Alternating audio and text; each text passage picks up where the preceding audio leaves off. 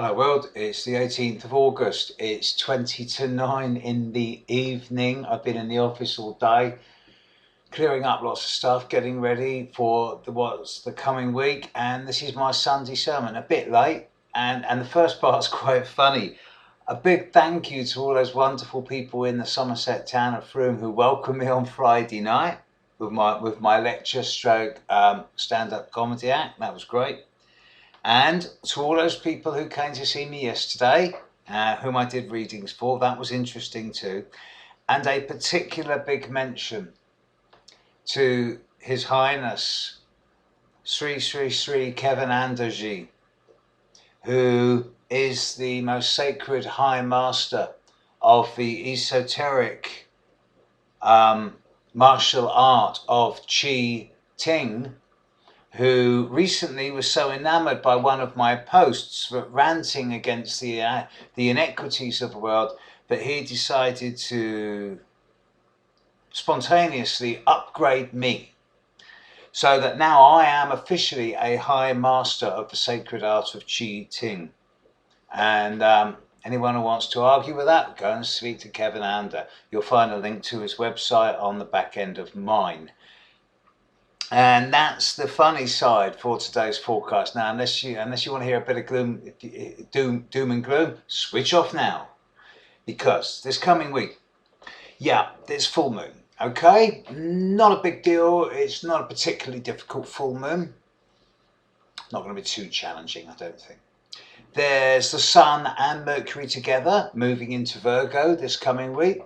Okay, this time next week we'll be really looking at the Sun opposite Neptune, but that's not there just yet. That won't be there for a few days.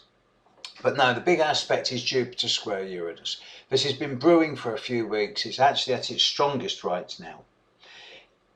Heliocentrically, in terms of its long-term permanent effect, I don't expect this to really bring permanent actions until November of this year. But there is a particular issue that is dramatically symbolized by Jupiter opposite Pluto square Uranus that no one's talking about anymore, but it's been swept under the carpet in the hope that it's going to go away, and it's not. And that is the nuclear issue.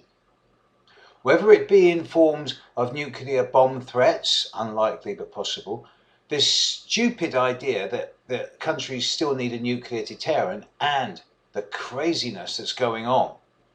For an industry that's supposed to be fail-safe and that's only 50 years old, it's had a number of incredibly big, difficult accidents, whether it be 3 Mile Island or Sellafield or Chernobyl, and now Fukushima.